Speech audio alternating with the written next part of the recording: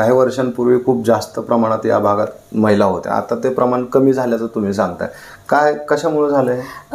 पूर्वी कसं होत होतं की लोकांना बुधवार पेठ हा व्यवसाय म्हणजे रेड झोन, लाल बत्तीचा एरिया किंवा म्हणजे नाही का ह्या भागामध्ये रेड लाईट एरिया हा फेमस होता. आता कसं झालेलं आहे की ह्या व्यवसायाला सुद्धा वेगवेगळे म्हणजे दिशा मिळालेल्या आहेत किंवा वेगवेगळे मार्ग सुरू झालेले आहेत. म्हणजे पूर्वी जर का एखाद्या पुरुषाला काम वासना पूर्ण करायची असेल तर तो बुधवार पेठेमध्येच येत होता. मग तो खालचा म्हणजे अगदी गरीबातला माणूस असेल किंवा श्रीमंत व्यक्तीपर्यंत, म्हणजे त्यांच्या डोक्यात एकच होतं की बुधवार पेठ आहे त्या कामासाठी. पण आता असं झालेलं आहे की ह्या व्यवसायामध्ये बरेच बदल झालेले आहेत. मग त्याच्यामध्ये कॉल गर्ल हा पॅटर्न आहे, त्याचबरोबर लॉस सिस्टीमला हा व्यवसाय चालतो, हाय प्रोफाईल मध्ये हा व्यवसाय चालतो, स्पा मसाज पार्लर जे आहेत की जे नावाला असं वाटतं की बाबा तिथं म्हणजे स्पाचं काम चालतंय किंवा प्रॉपरली मसाज पार्लर आहे, पण त्या आतमध्ये जे काय चालतंय ते म्हणजे हा व्यवसाय चालतो त्या भागात. ते कधी कधी उघडकीस येतं, कधी कधी नाही येत, कधी कधी तो विषय लपला जातो. पण आता हा व्यवसायाला वेगवेगळ्या ठिकाणी सोर्सेस वाढलेत. म्हणजे बऱ्याच ठिकाणी हा व्यवसाय मोठ्या प्रमाणावरती विस्तारित झाल्या कारणाने बुधवार पेठेमध्ये येणाऱ्या लोकांचा जो कल आहे तो कमी होत गेला आणि मग व्यवसायासाठी महिला बाहेर पडायला लागल्या. थोडक्यात असं आहे की ही जी गल्ली जी बदनाम झालेली आहे गल्ली, त्या बदनाम गल्लीत येण्यापेक्षा त्यांना तेच सुविधा बाहेर मिळायला लागल्या. बाहेर मिळायला जिथं जर का त्या पुरुषाला सगळ्या गोष्टी व्यवस्थित मिळत असतील, जी गोष्ट तो इथं येऊन करणार होता, लपून छपून करणार होता, म्हणजे कुणी आपल्याला बघू नये म्हणून तोंडाला रुमाल बांधत होता, मास्क लावत होता, पण आता जर का त्याला तीच गोष्ट त्याला थोडेसे पैसे जास्त देऊन जर का त्याला ठिकाणी जर का मिळत असेल, व्यवस्थित सुरक्षितता मिळत असेल, तर तो इथं कशाला येईल.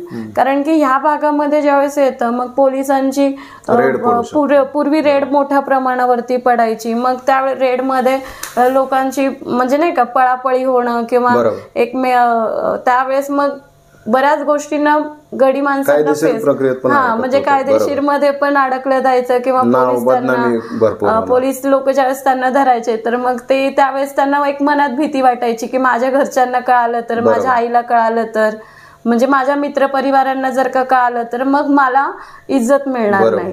कारण की हा जो व्यवसाय आहे ह्या व्यवसायाला म्हणजे हा व्यवसायामध्ये आनंद घेण्यासाठी खूप लोक इच्छुक असतात, पण नाव घ्यायला नाही पाहिजे किंवा त्या व्यवसायामध्ये म्हणजे त्या व्यवसायाच्या बाईकडे मी जाऊन आलोय हे कोणी ओपनली बोलत नाही. कारण की तो एक सिग्मा आहे आणि तो सिग्मा तो कायमस्वरूपी आहे, खूप वर्षानुवर्ष आहे की बुधवार पेठ आमची बदनाम आहेच. कारण की बुधवार पेठेमध्ये जोपर्यंत समाजाचा बघण्याचा दृष्टिकोन बदलणार नाही तोपर्यंत आमची बुधवार पेठ चांगली आहे असं समाजाला वाटणार पण नाही. आपण ह्या विषयावर पुढे बोलूयात, पण आता तुम्ही त्याच्या अगोदर बोलताना एका मुद्द्याचा उल्लेख केला, कॉल गर्ल्सचा. तर आता कॉल गर्ल्स आणि इथं व्यवसाय करणाऱ्या ज्या महिला आहेत तर त्याच्याकडे समाजाचा बघण्याचा दृष्टिकोन खूपच वेगळा आहे. म्हणजे कॉल गर्ल्सला एक स्टँडर्ड मानलं जातं, पण इकडे जे व्यवसाय करतात तर त्यांना अगदी तुच्छ समजलं जातं. याच्याकडे तुम्ही कसं बघता? मूळतः मला तर वाटतं की आमच्या ज्या ताई लोक ज्या थांबतात, ज्या ओपनली हा व्यवसाय करण्यासाठी थांबतात, तर ह्यांना सुद्धा कुठंतरी भीती आहे, असं नाहीये की भीती नाहीये, पण तरी सुद्धा पोटाची खळगी भरण्यासाठी, पोटाची उपजीविका भरण्यासाठी, कुटुंब चालवण्यासाठी त्या बुधवार पेठेत ओपनली हा व्यवसाय करतात, थांबतात की. पण जे बाहेर जे सिस्टीमला चाललंय म्हणजे कॉल गर्ल म्हणून की ज्या बऱ्याच शिक्षणासाठी असेल किंवा वेगवेगळ्या कामासाठी ज्या तरुण तरुण युवा पिढी महिलांची जी आहे ती ह्या व्यवसायामध्ये अडकतीये आणि ती पण मोठ्या प्रमाणावरती अडकलेली आहे.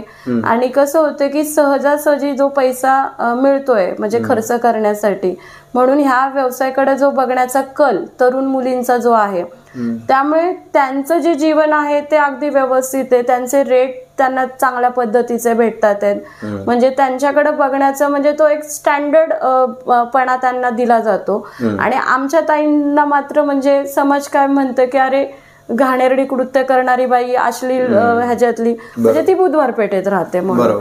तर त्यामुळे मला असं वाटतं की दोन जर का व्यवसाय होत असतील, वेगवेगळ्या ह्याच्यात होत असतील, तरी दोन्ही व्यवसाय त्याच लेवलला आहेत.